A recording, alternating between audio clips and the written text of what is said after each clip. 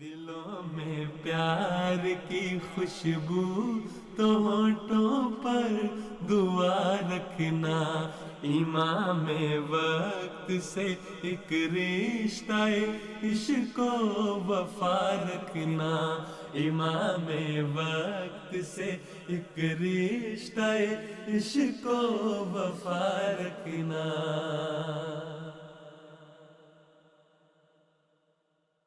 আসসালামু আলাইকুম ওরহমতুল্লাহি ওয়াবারাকাতুহু। ছোট্ট বন্ধুরা, আশা করছি তোমরা সবাই সুস্থ আছো, ভালো আছো আর নিয়মিত হুজুরের খুতবা মনোযোগ সহকারে শুনছো। তোমরা তো জানোই যে এমটিএ বাংলার এই নিয়মিত আয়োজন ছোটদের জন্য হুজুরের খুতবা মানেই হচ্ছে আমরা যেন নিজেরা আলোচনার মাধ্যমে হুজুরের খুতবাকে আরেকটু ভালোভাবে বুঝতে পারি। তারই ধারাবাহিকতায় আমরা নতুন বছরে হুজুরের প্রথম দেয়া খুতবাটি নিয়ে, অর্থাৎ গত ৩রা জানুয়ারি ২০২৫ তারিখের হুজুরের খুতবাটি নিয়ে আলোচনা করব। আলোচনার জন্য তোমাদের মধ্য থেকে দুজন খুদে আলোচক আমাদের সাথে উপস্থিত আছেন।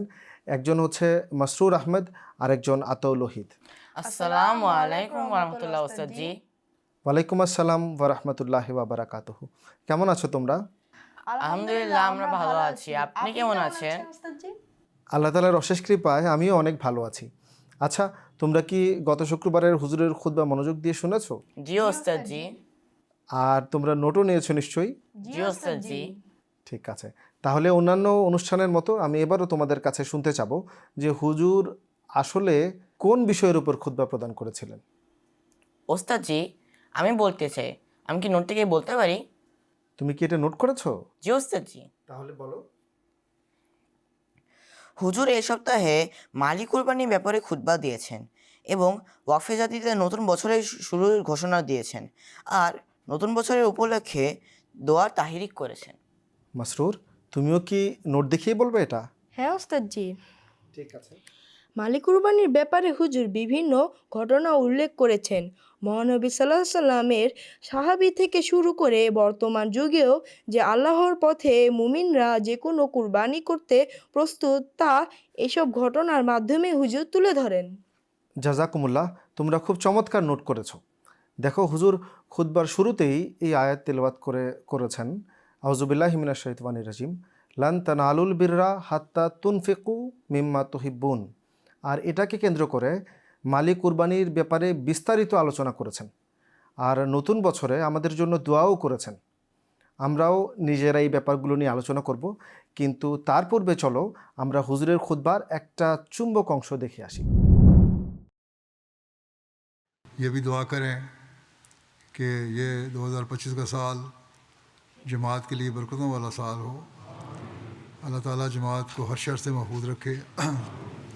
पाकिस्तान में शिदत ग्रोह जो हैं और ये टोले जो हैं इनको वक्तन फ़वक्तन उबाल आता रहता है और जमात के मुखालफत में बाज़ जगह कानून की आड़ में ये हर किस्म का जुल्म करने की कोशिश करते रहते हैं। ना कब्रिस्तान महफूज हैं, ना घर महफूज हैं। अल्लाह ताला इन जालिमों की पकड़ के सामान जल्द फरमाए, अपनी हिफाजत में रखे अहमदियों को। रबा में भी इन लोगों की बड़ी नज़र रहती है, उसके लिए हिफाजत भी अल्लाह ताला फरमाता रहे। दुरूद शरीफ और बाज़ दुआओं की तरफ मैंने तवज्जो दिलाई थी कुछ अर्से पहले।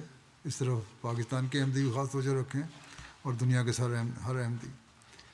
बांग्लादेश के अहमदियों के लिए दुआ करें, अल्लाह ताला उन्हें भी शिद्दत पसंदों के शर से महफूज रखे। और शाम में भी अब नई हुकूमत आई है, अल्लाह ताला वहाँ भी अहमदियों को हर किस्म के शर से बचाए, अपनी हिफाजत में रखे। इसी तरह दूसरे ममालिक हैं, अफ्रीका के ममालिक हैं, हर जगह अल्लाह ताला अहमदियों को अपनी हिफाजत में रखे।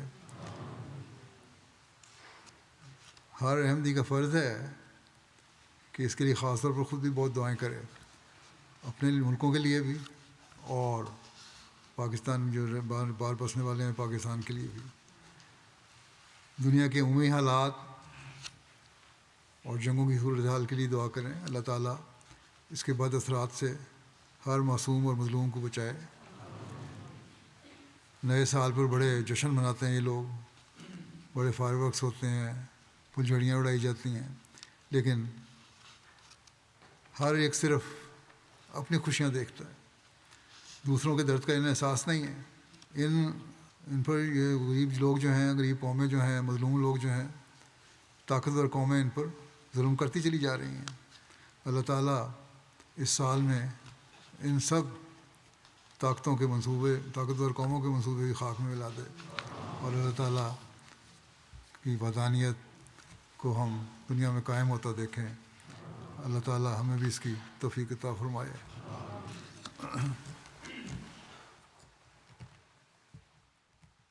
বন্ধুরা, আমরা এতক্ষণ হুজুরের খুতবার একটা বিশেষ অংশ দেখলাম, কিন্তু তোমাদের মনে রাখতে হবে তোমাদের শুধুমাত্র একটা বিশেষ অংশ দেখলে চলবে না, তোমাদের পুরো হুজুরের খুতবাটা মনোযোগ সহকারে দেখতে হবে। আর আমরা জানি তোমরা সবাই পুরো খুতবাটা মনোযোগ সহকারে দেখছো, কারণ তোমরা যখন আমাদের কাছে ভিডিও বার্তা পাঠাও তখন তোমাদের পাঠানো ভিডিও বার্তাগুলো দেখে আমরা খুশি হয়ে যাই, কারণ আমরা বুঝতে পারি তোমরা মনোযোগ সহকারে হুজুরের খুতবা দেখে তারপরে সবচেয়ে ভালো লাগা অংশটুকু ভিডিও বার্তা হিসেবে আমাদের কাছে পাঠিয়েছো। অনুষ্ঠানের এ পর্যায়ে আমি তোমাদের জিজ্ঞেস করছি যে হুজুর খুতবার শুরুতে যেই আয়াতটি তেলাওয়াত করেছেন, এই আয়াতের অনুবাদ কি তোমাদের মনে আছে? জি ওস্তাদ জি, আমার মনে আছে। আমি বলি, আচ্ছা বলো। আল্লাহ তাআলা এই আয়াতে বলেছেন, যতক্ষণ না পর্যন্ত তোমরা তোমাদের প্রিয় জিনিস আল্লাহর পথে কুরবানি করছো ততক্ষণ পর্যন্ত তোমরা আল্লাহর সন্তুষ্টি লাভ করতে পারবে না। চমৎকার বলেছ। দেখো, হজরত মসিহ মাউদ আলাইসাল্লাম হজরত মোহাম্মদ মুস্তফা সাল্লাল্লাহু আলাইহি ওয়াসাল্লামের সময়কার ঘটনার বরাত টেনে আমাদেরকে বলেছেন, মানুষ সবচেয়ে বেশি পছন্দ করে, মানুষের কাছে সবচেয়ে বেশি প্রিয় হচ্ছে নিজের জীবন। হজরত মোহাম্মদ সাল্লাল্লাহু আলাইহি ওয়াসাল্লামের সাহাবীদের জীবনী যখন আমরা দেখি তখন জানতে পারি যে ওনার সাহাবীরা নিজের জীবন আল্লাহর রাস্তায় অকাতরে উৎসর্গ করেছে, নিজেদের ধন সম্পত্তি আল্লাহর রাস্তায় অকাতরে ব্যয় করেছে। এই ক্ষেত্রগুলোতে তারা বিন্দুমাত্র ভ্রুক্ষেপ করেনি, তাই না? জি ওস্তাদ জি। ঠিক আছে।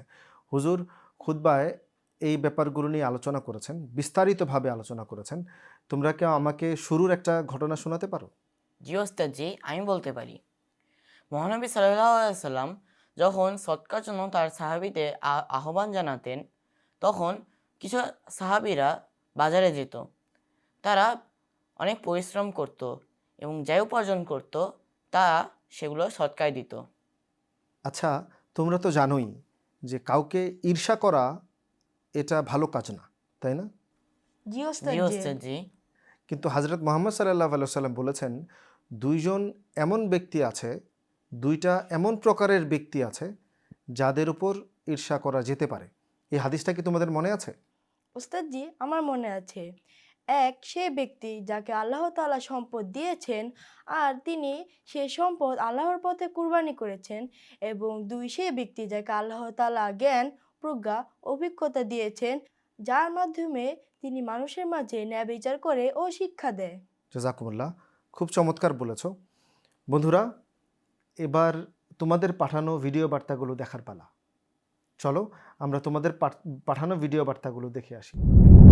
হুজুর আইয়াদাহুল্লাহু তাআলা বিনাসরিহিল আজিজ খুতবায় হযরত আবু বকর রাদিয়াল্লাহু তাআলা আনহু এর দৃষ্টান্ত তুলে ধরেন। তিনি নিজ ঘরে সবকিছু আল্লাহর পথে ব্যয় করেছিলেন।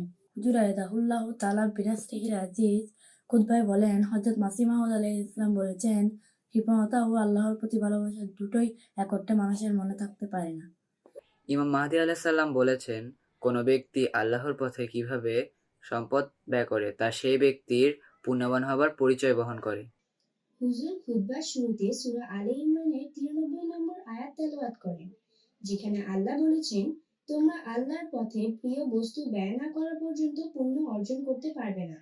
হুজুর দোয়া করেন যারা আর্থিক কুরবানি করেছেন তাদের সম্পদ ও প্রাণে আল্লাহ কল্যাণ দান করুন, আমিন।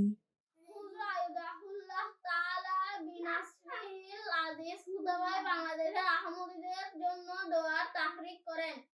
হযরত মসিমাদ আলাইহিসসালাম ব্যাখ্যা করেছেন, কারো নিজ সম্পদের প্রতি এত বেশি ভালোবাসা থাকা উচিত নয় যার ফলে সে আল্লাহর পথে সম্পদ ব্যয় করতে চাবে না। আহমদিয়া মুসলিম জামাতের প্রথম খলিফা হযরত মাওলানা হিকিমুদ্দিন রাদিয়াল্লাহু তাআলা আনহু আর্থিক কুরবানির ক্ষেত্রে অসাধারণ দৃষ্টান্ত স্থাপন করেছেন। হযরত মসিহ মাউদ আলাইহিসসালাম একদা বলেছিলেন, আমি যদি তাকে অনুমতি দিই তাহলে তিনি তার সবকিছু আল্লাহর পথে উৎসর্গ করে দিবেন। মহানবী সাল্লাল্লাহু আলাইহি ওয়াসাল্লাম বলেছেন, মানুষের উচিত তার সম্পদ যেন আল্লাহর কাছে গচ্ছিত রেখে, এতে তার সম্পদ আগুনে পুড়ে যাওয়ার, পানিতে নষ্ট হওয়ার, চুরি হওয়ার ভয় নেই। পরকালে আল্লাহ তাআলা তাকে এর উত্তম প্রতিদান দিবেন। হযরত মসিহ মাউদ আলাইহি ওয়াসাল্লাম বলেছেন, পৃথিবীতে এমন কোনো সংগঠন ছিল না যেটি আর্থিক কোরবানির প্রয়োজন পড়েনি। সেজন্য এই যুগেও হযরত মসিহ মাউদ আলাইহি ওয়াসাল্লাম এর জামাতে আর্থিক কোরবানির প্রয়োজন রয়েছে। তাই আর্থিক কোরবানি সম্পর্কে অনেকগুলো ঈমানোদ্দীপক ঘটনা বলেছেন, যা আমার খুব ভালো লেগেছে।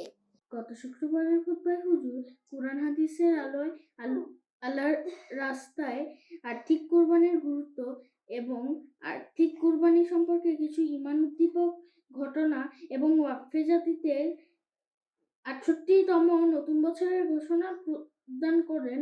গত শুক্রবারের খুতবায় শুরুতে হুজুর সূরা আলে ইমরানের ৯৩ নম্বর আয়াত তেলাওয়াত করেন, যার বাংলা হচ্ছে, তোমরা যা কিছুই সবচেয়ে বেশি ভালোবাসো, আল্লাহ তা থেকে কিছু আল্লাহর রাস্তায় খরচ না করা পর্যন্ত তোমরা প্রকৃত নেকি অর্জন করতে পারবে না। আর তোমরা যাই খরচ করো তা আল্লাহ নিশ্চয় পুরোপুরি অবগত। The Holy Prophet sallallahu alaihi wasallam said that every morning two angels descend.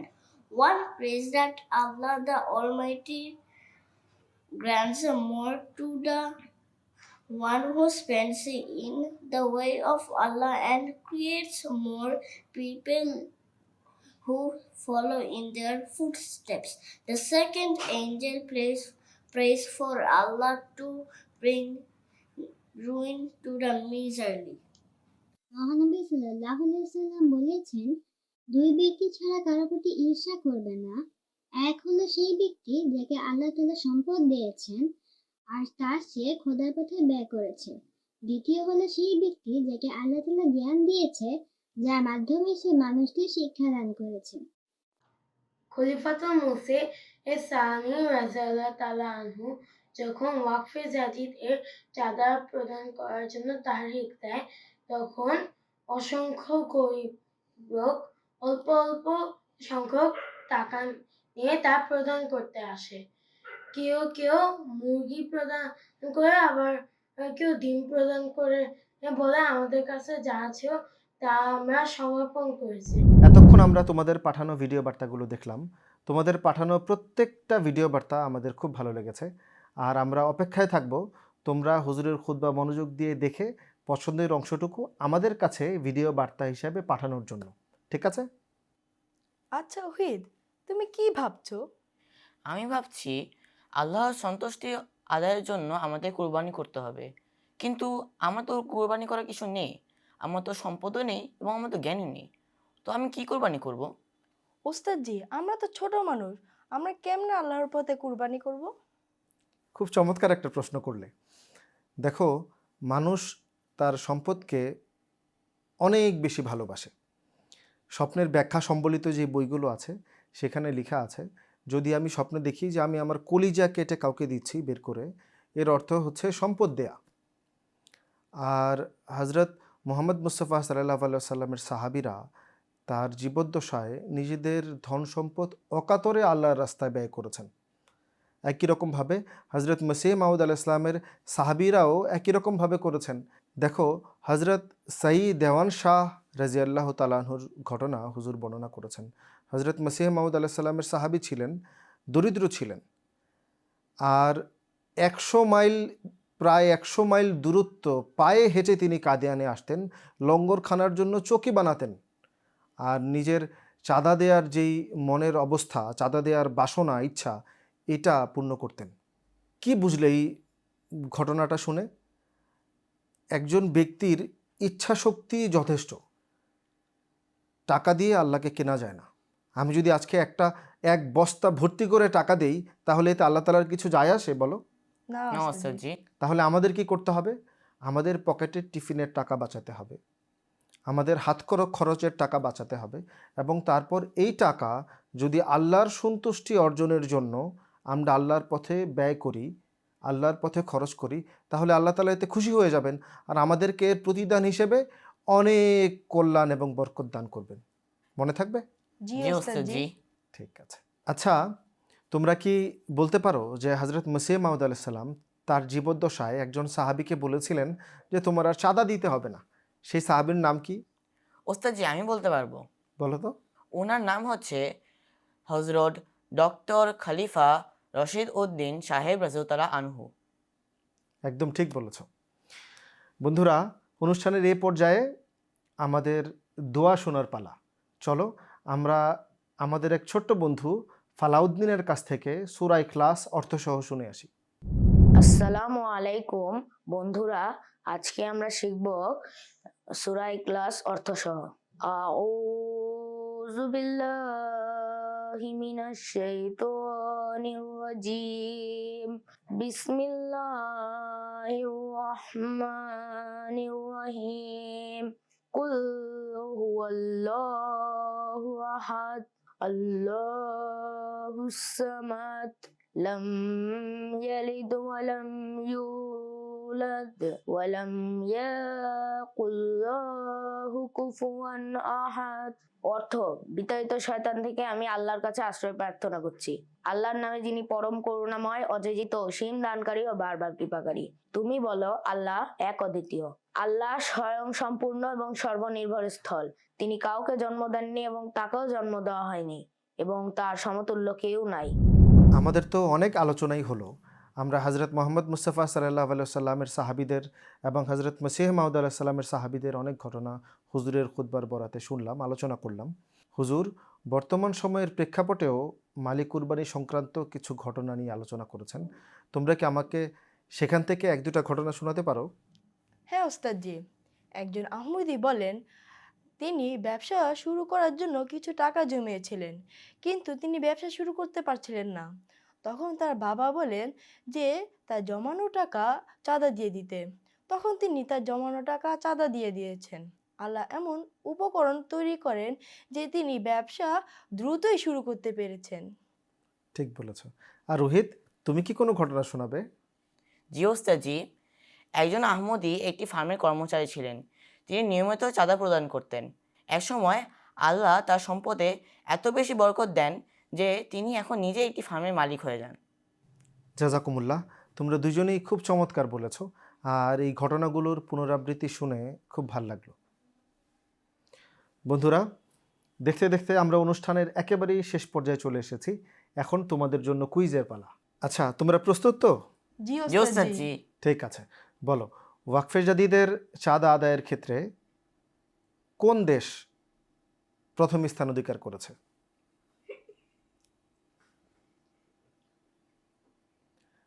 Masrur, তুমি বলো। ওস্তাদ জি, ইউকে।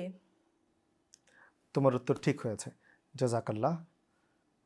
এবার তোমাদের জন্য কুইজের পালা।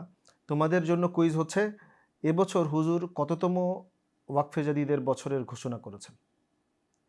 আর তোমরা জানো যে কিভাবে আমাদের কাছে কুইজ আর ভিডিও বার্তাগুলো পাঠাতে হবে, কুইজের উত্তরগুলো পাঠাতে হবে। আমাদের কাছে ভিডিও বার্তা পাঠানোর ঠিকানা হচ্ছে fs4kids@mtabangla.tv। তোমরা চাইলে আমাদেরকে হোয়াটসঅ্যাপেও তোমাদের ভিডিও বার্তাগুলো আর কুইজের উত্তর পাঠাতে পারো। আমাদের হোয়াটসঅ্যাপ নাম্বার হচ্ছে 01799000026। তোমরা যারা এতক্ষণ আমাদের সাথে সঙ্গ দিয়েছো, তোমাদের অনেক অনেক শুকরিয়া। আর দুইজন আলোচক যারা আমাদের সাথে ছিল, তাদেরও শুকরিয়া জ্ঞাপন করছি। আর পরবর্তী অনুষ্ঠান দেখার আমন্ত্রণ জানিয়ে আজকের মতো এখানেই বিদায় নিচ্ছি। আসসালামু আলাইকুম ওয়া রাহমাতুল্লাহি ওয়া বারাকাতুহু। दिलों में प्यार की खुशबू तो होठों पर दुआ रखना, इमाम वक्त से एक रिश्ता इश्क वफा रखना, इमाम वक्त से एक रिश्ता इश्क वफा रखना।